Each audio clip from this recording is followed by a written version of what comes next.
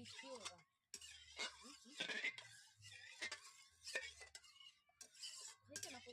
Hello বন্ধুরা, অনু village cooking চ্যানেলে আপনাদের অনেক অনেক স্বাগত জানাই। আজকে আরও একটি রেসিপি নিয়ে চলে এসেছি, মাছের তেল ঝাল।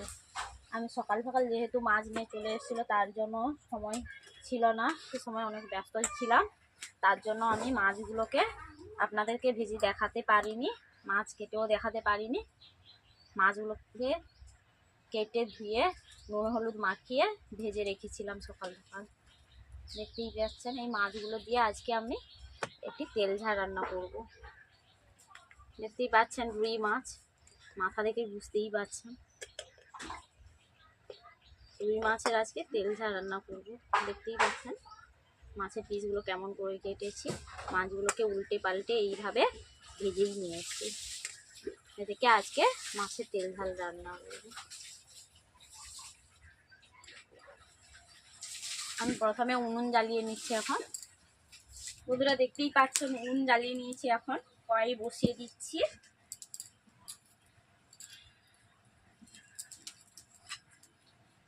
বন্ধুরা দেখতেই পাচ্ছেন আমি কি কি মশলা নিয়েছি, দেখতেই পাচ্ছেন। এখন আমি নিয়েছি পেঁয়াজ কুচো, টমেটো কুচো, কাঁচা লঙ্কা জিরে, জিরে বাটা, আদা রসুনের বাটা, সর্ষে বাটা, আর নিয়েছি গুঁড়ো লঙ্কা, নিয়েছি গুঁড়ো হলুদ, আর নিয়েছি নুন, আর নিয়েছি ধনে পাতা কুচি। এইসব দিয়ে আজকে আমি মাছের তেল ঝাল রান্না করব।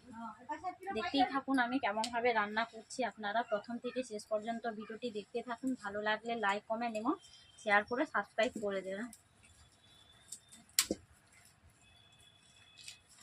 আমি কড়াই গরম হয়ে গেছে, প্রথমে দিয়ে দিচ্ছি তেল।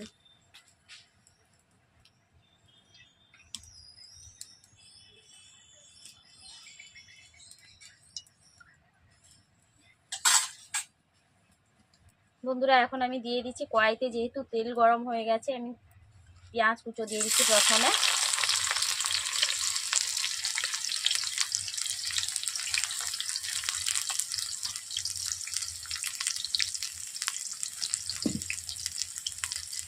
দিয়ে দিচ্ছি কাঁচা লঙ্কা চিড়ে,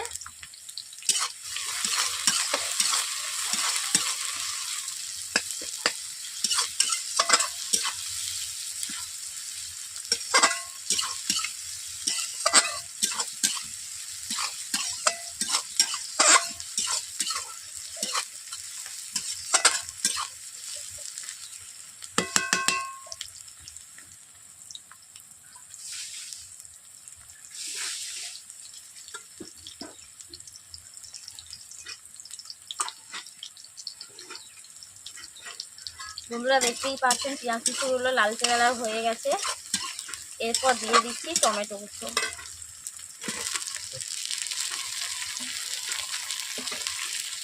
টমেটোগুলো যাতে গলে যায় তার জন্য আমি অল্প করে নুন দিয়ে দিচ্ছি। বেশি করে টমেটো দিয়েছি যাতে মাছের তেল ঝালটা টক টক লাগে, তার জন্য আমি একটু বেশি করে টমেটো দিলাম।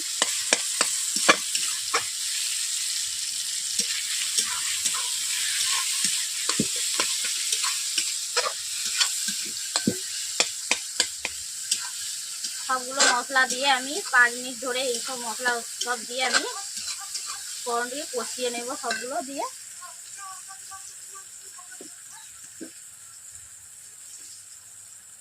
এরপর দিয়েছি আদা রসুনের বাটা, একই সঙ্গে যেহেতু বেটেছিলাম তার জন্য একই সঙ্গে আমি দিয়ে দিলাম।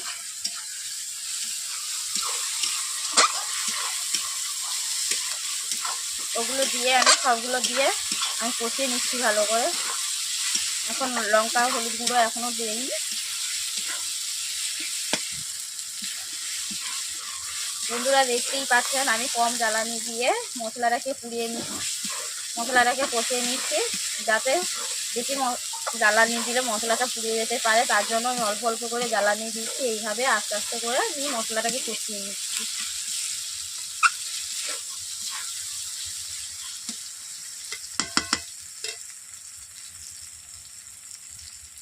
এরপর দিয়ে দিচ্ছি হলুদ গুঁড়ো,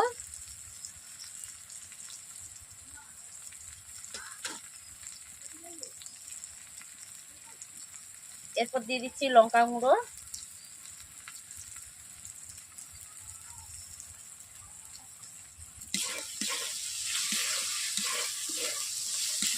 লঙ্কা গুঁড়ো, হলুদ দেওয়ার পর আমি 2 মিনিট ধরে সবগুলো মশলাগুলোকে একই সঙ্গে আমি কষে নিচ্ছি।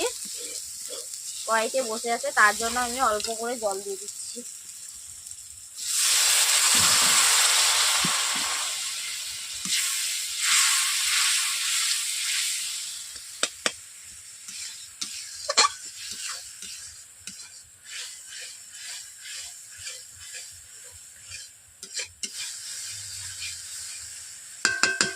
বন্ধুরা দেখতেই পাচ্ছেন আমার মশলা থেকে তেল শুকিয়ে যাচ্ছে, তেল বেরিয়ে আসছে, আর মশলা কষানো হয়েই গেছে।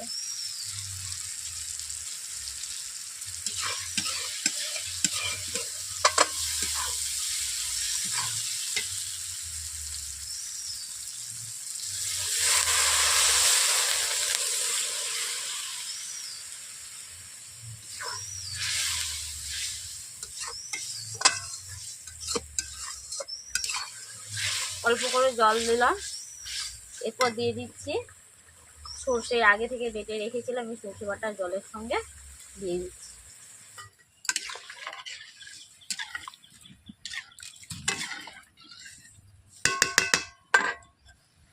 বন্ধুরা দেখতেই পাচ্ছেন আমি স্বাদ মতো নুন দিয়ে দিচ্ছি। বন্ধুরা দেখতেই পাচ্ছেন ঝালের ফুট চলে এসছে, আমি ওতে মাছ দিয়ে দিচ্ছি এক এক করে, ভেজে রাখা মাছগুলোকে দেখতেই পাচ্ছেন।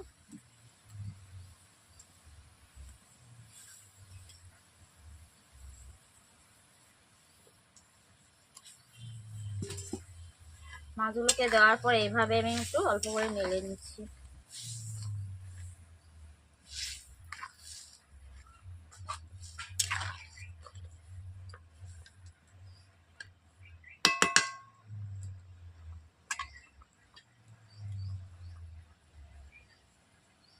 বন্ধুরা দেখতেই পাচ্ছেন আমি তো কেমন ভাবে তেল ঝাল রান্না করছি, আপনারাও এইভাবে বাড়িতে ট্রাই করে দেখবেন, কার কেমন হয়েছে আমাকে তা কমেন্ট বক্সে জানিয়ে দেবেন।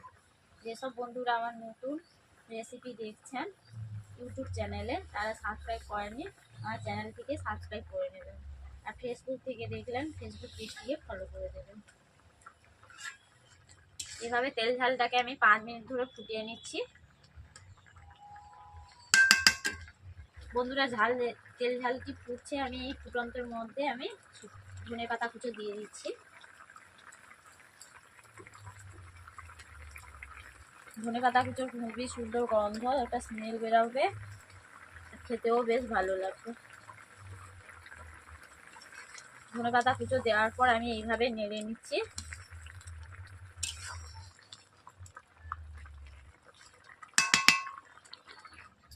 এরপর সবশেষে দিয়ে দিচ্ছি জিরে বাটা।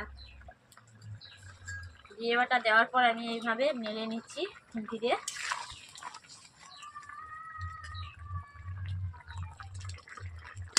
বন্ধুরা আজকে তেল ঝাল রান্না করা কমপ্লিট হয়ে গেছে। আমার এই তেল ঝালটি কেমন লাগলো আমাকে তা কমেন্ট করতে ভুলবেন না।